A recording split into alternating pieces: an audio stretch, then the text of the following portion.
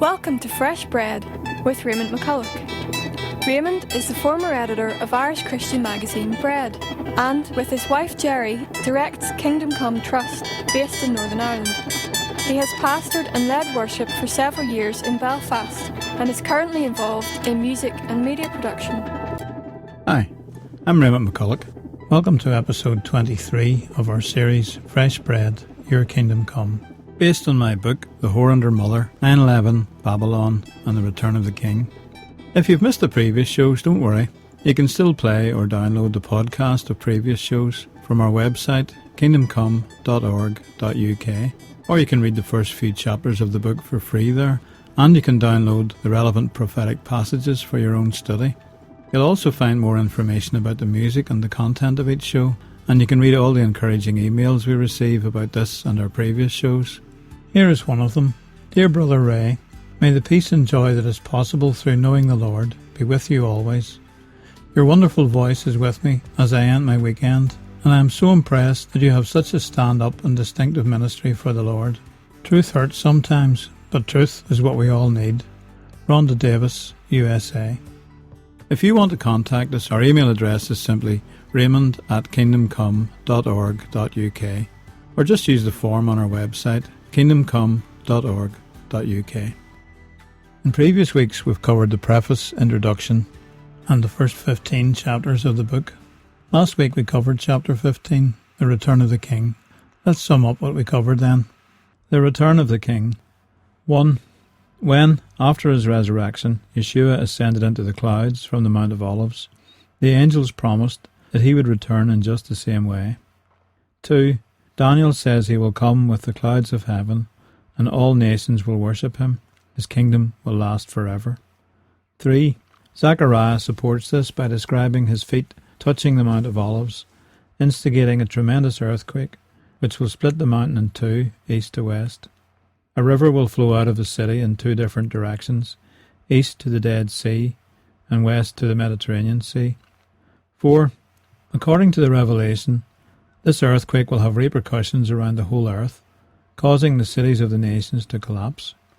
5. The Messiah will appear accompanied by his armies, including the righteous from all over the earth, and those who have died, now resurrected. 6. He will go to battle against the Antichrist beast and all the rulers and armies of the earth, destroying them with the brightness of his coming. 7. The armies will be destroyed by a plague similar to a nuclear attack. In addition, they will turn in panic and attack one another, as well as being attacked by Israel and the armies of God. 8. Their bodies will be eaten by the birds and wild beasts upon the mountains of Israel, and it will take at least 7 months to bury all the remains. 9. The discarded weapons will be collected up by Israel and used as fuel for 7 years, being no longer required for defence. And 10. The 1,000-year reign of the Messiah has begun. Before we continue with chapter 16, The Heart of Stone Removed, we're going to listen to Sarah Burnell from Ontario, Canada, with Mum's Jigs.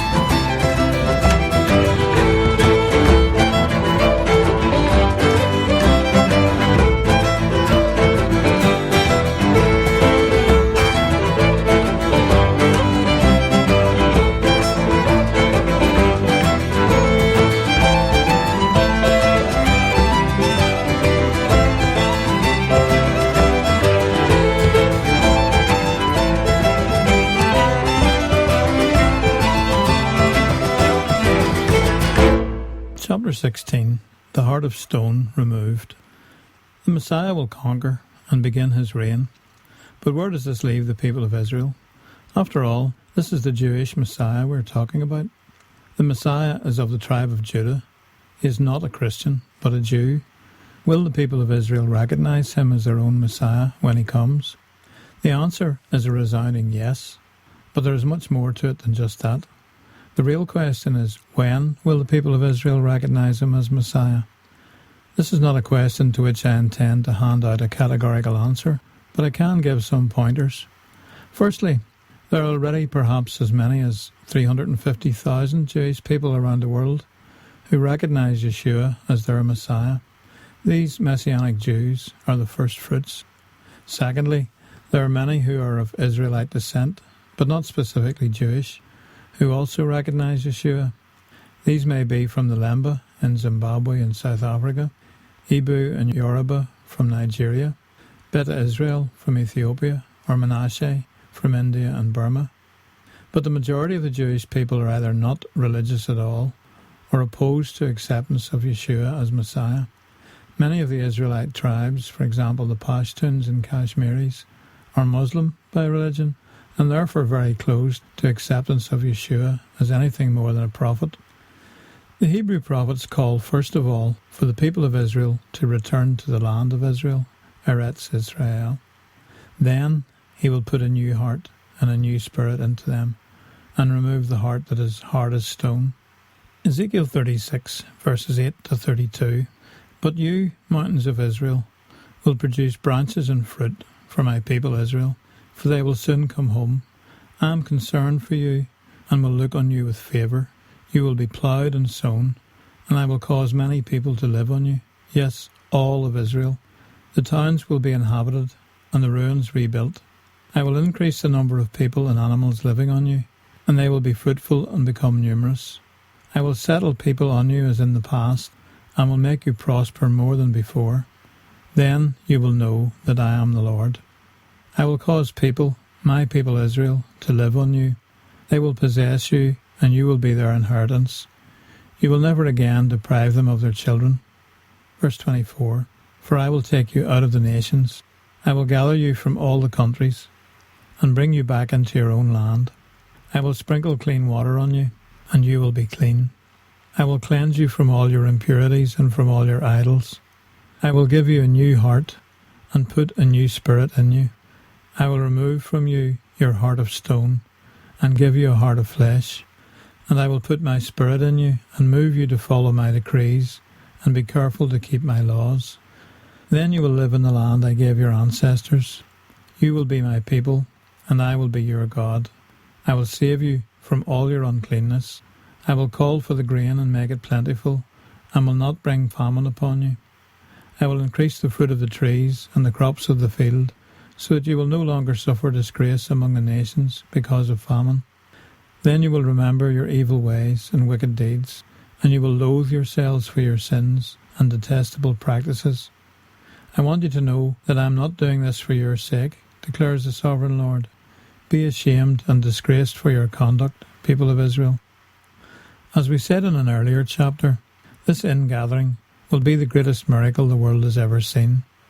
That perhaps 90 million people, scattered to the four corners of the earth, should sense a prompting, a desire to return to the land their ancestors left around 2,700 years ago, is simply staggering. But, as we already stated, this is already happening. When the brief but decisive 6-hour war comes, perhaps quite soon now, the opportunity will be there for a great second exodus. From the Asian nations of Afghanistan, Pakistan, Kashmir, northeastern India, and Myanmar or Burma, and from the African nations of Nigeria, Ghana, Rwanda, Zimbabwe and South Africa, the Israelites will return to a land no longer in dispute with its surrounding nations. Could this be when the change of heart takes place? Zechariah 12, verses 10 to 14. And I will pour out on the house of David and the inhabitants of Jerusalem a spirit of grace and supplication. They will look on me, the one they have pierced, and they will mourn for him as one mourns for an only child, and grieve bitterly for him as one grieves for a firstborn son. On that day the weeping in Jerusalem will be as great as the weeping of Hadad Rimmon in the plain of Megiddo. The land will mourn, each clan by itself, with their wives by themselves, the clan of the house of David and their wives, the clan of the house of Nathan and their wives, the clan of the house of Levi and their wives, the clan of Shammai and their wives, and all the rest of the clans and their wives. What could this mean? That the whole of Israel would mourn and grieve for the one they have pierced? Does it mean that all of a sudden they will recognize Yeshua as their Messiah? I believe it does. But what on earth could bring about such a transformation?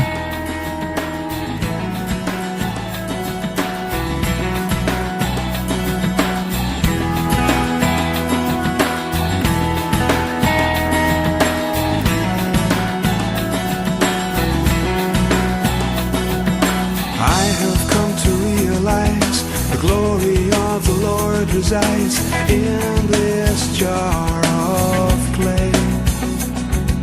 And if my world is going to see the glory of the Lord revealed, then my pride must break. Then the fragrance of Jesus will be released,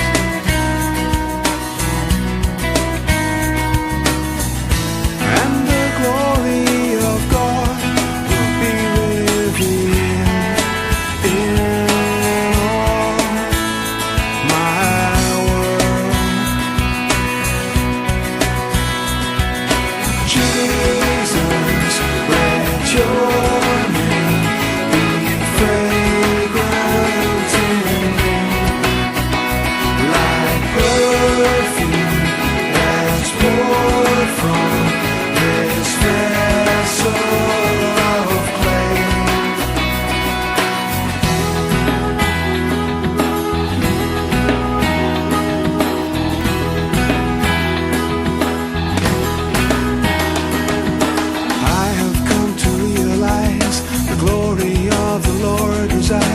in this jar of clay.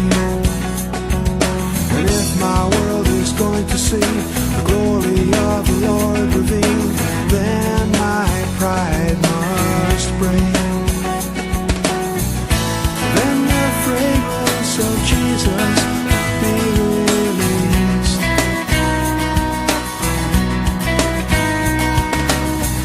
and the glory of God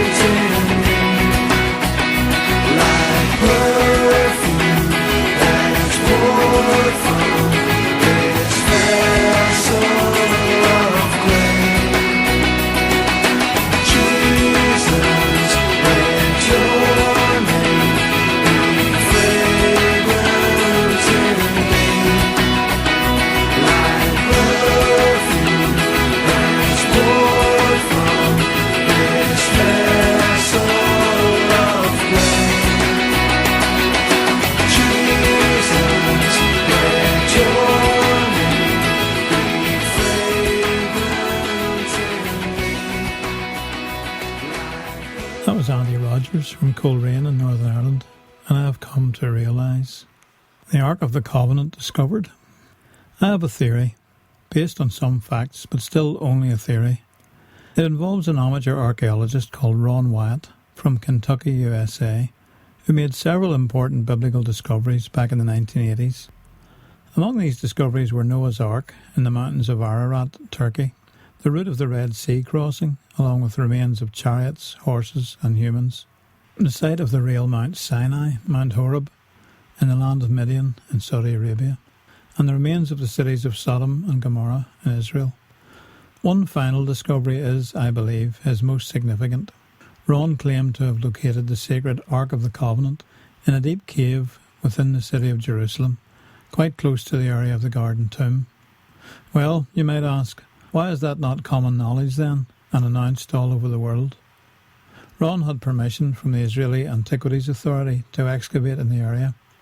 He could only operate there with the help of his 2 sons, while on vacation from his job as a hospital anaesthetist back home in the USA. He made some significant early discoveries, which could well be the actual site of the crucifixion. He discovered a large stone, which could be the one from the Garden Tomb, sockets in a rock platform where crosses may have been erected, with recesses in the cliff behind for the Latin, Greek and Hebrew inscriptions. The reason he gave for excavating in this location was simply that he believed that the Lord had told him to, prophetically, that this was where the Ark of the Covenant was buried. His early finds kept him going at first, but many times he was tempted to give up, but was then encouraged by the Lord to continue. Eventually, he discovered a cave system in the limestone rock that had no evidence of any previous human habitation. One day he asked his young Arab helper to investigate a small side cave, which was too small for Ron to enter. The boy entered the cave, shone a light in, and then hurriedly scrambled out again, looking terrified, and left, vowing never to return there. This is from Ron's website, wyatt.archaeology.com.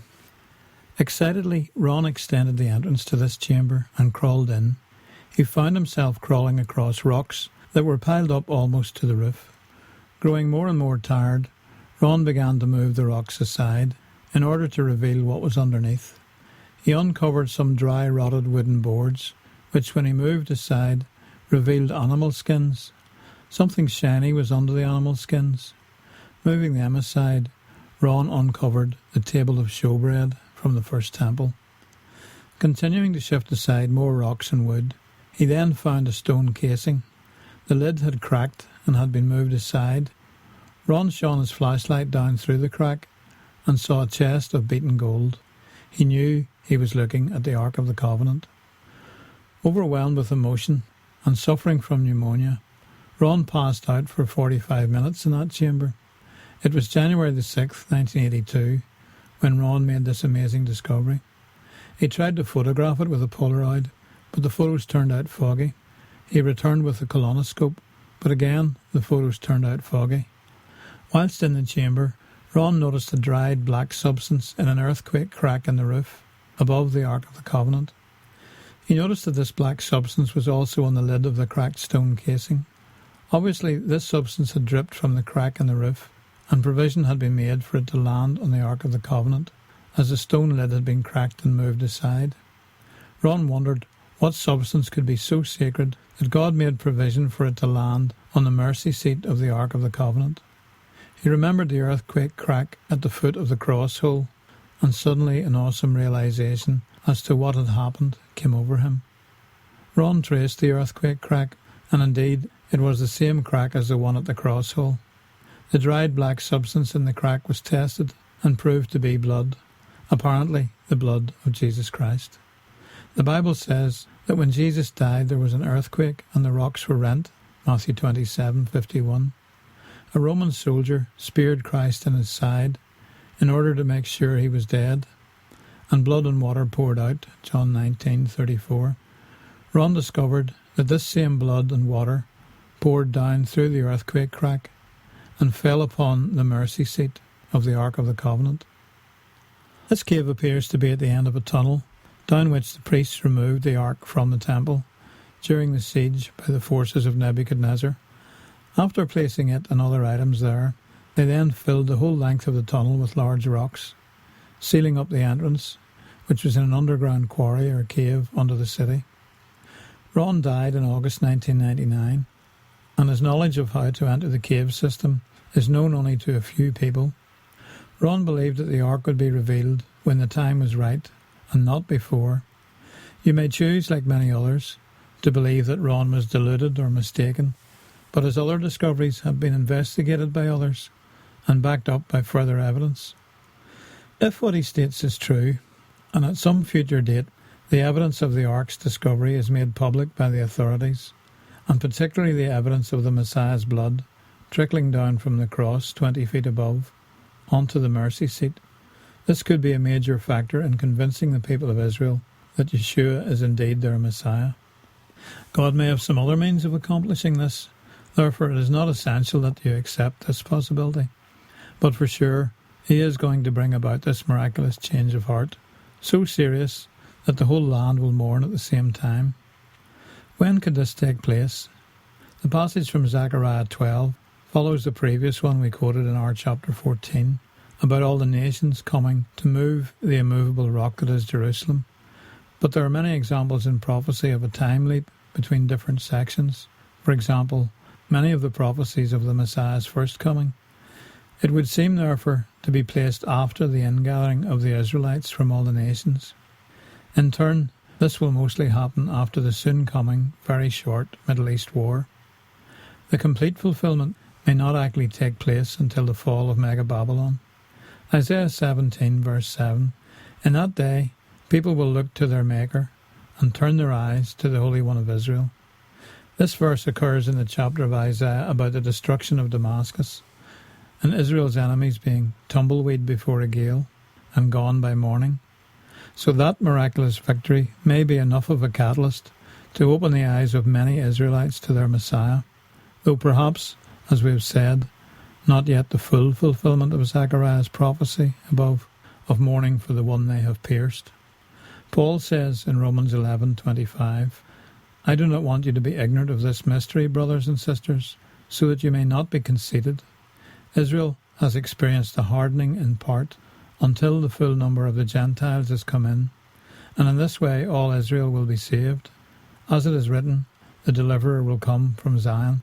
He will turn godlessness away from Jacob, and this is my covenant with them when I take away their sins." The last 7 years of Daniel's 70 weeks prophecy concern the people of Israel, so it is very likely that this change of heart will occur before then. However, that is not something anyone can state categorically. These are my thoughts at present.